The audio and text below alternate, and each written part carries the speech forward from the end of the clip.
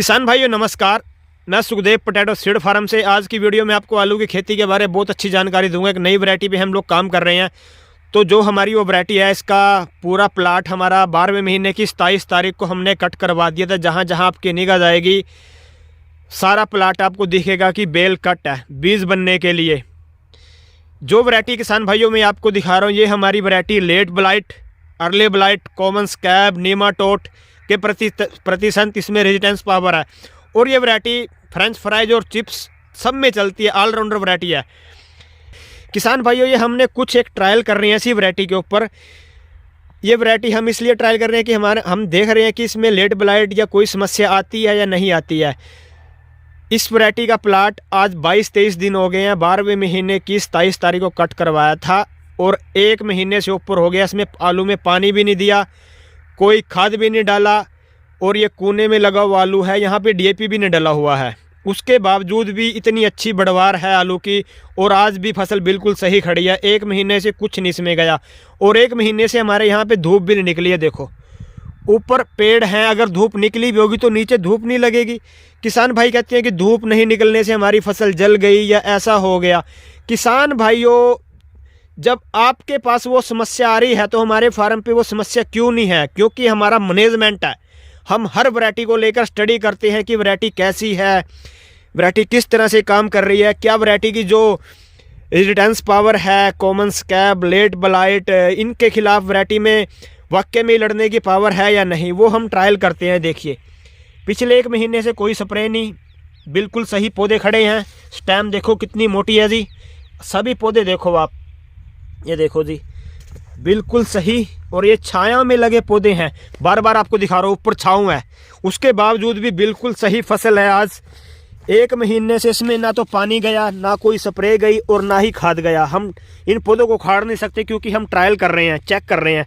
और नीचे ट्यूबर देखो जी, ट्यूबर भी बहुत बड़ा बना हुआ है। ये देखो जी आलू बिना किसी खाद के, बिना किसी स्प्रे के ये लगा हुआ है। और दूसरा उस साइड में देखो, उस साइड में धूप लगती है, वहाँ भी हमने छड़वा रखे हैं ताकि हम धूप और छाँव, खराब मौसम, अगर बादल भी रहते हैं तो उसके बावजूद भी हमारी वैरायटी कैसा हमारे को रिस्पॉन्स दे रही है वो हम चेक करने के लिए हमने प्लाट कट नहीं करवाया। ताकि इसलिए किसान भाइयों मैं ये वीडियो बना रहा हूँ, जब हमारे फार्म पे कोई समस्या नहीं है, बिना कोई खाद दवाई डालने के बाद, तो आपके फार्म पे वो समस्या क्यों है? क्योंकि आप सिर्फ अपनी खेती को समझ नहीं रहे। किसी के कहने पे कुछ भी आप डाल देते हो, किसी के कहने पे आप कुछ भी लगा देते हो। देखो जी, और नीचे से देखो अंगूठों में देखो जी आलू आप बाहर निकल रहा है। वैरायटी की खासियत देखो, लंबी चाल का आलू रहेगा। ये देखो जी आलू बाहर निकलने लग गया, ये देखो जी इधर भी। और लास्ट तक हम इसको 5 मार्च तक देखते हैं इसमें क्या कोई समस्या आती है या नहीं।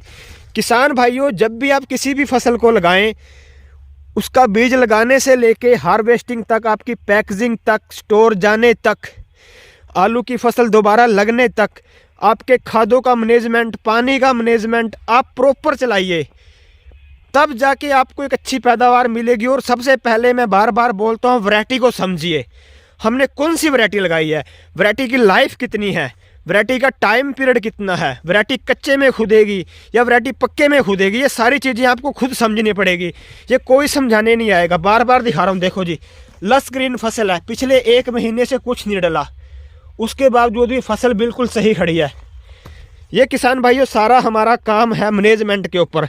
अगर आपका भी मैनेजमेंट अच्छा होगा, आपकी देखभाल अच्छी होगी, तो आप भी हमारे जैसी एक अच्छी फसल ले सकते हैं।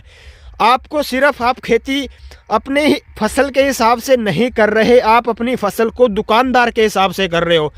जब आपको ये नहीं पता कि जो ये स्टेम होती है, इस स्टेम पे आप सब कुछ पहचान सकते हो, क्या बीमारी है, लीफ पे पहचान सकते हो, फसल पहले आपको बताती है, पर आपको पूरा ज्ञान नहीं है। सिर्फ आप दुकानदार के हिसाब से या केमिकल कंपनी के हिसाब से अपनी खेती को कर रहे हैं।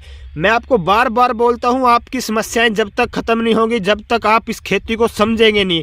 सबसे पहले आपको खेती को समझना है, पानी कब लगेगा, स्प्रे कब जाएगी, कौन सी स्प्रे के साथ कौन सी दवाई मिक्स होगी या अकेली जाएगी, ये सारी चीज़ें किसान भाइयों आपको समझनी पड़ेंगी। जिस दिन आप ये समझ गए, फिर आपको खेती में एक अच्छा मार्जिन भी होगा और एक अच्छी पैदावार भी मिलेगी। और आपके जो खर्चे बहुत ज़्यादा दवाइयाँ डाल रहे हो तो वो आप 50 से 40% कम कर सकते हो सिर्फ एक टेक्नोलॉजी की खेती करने से।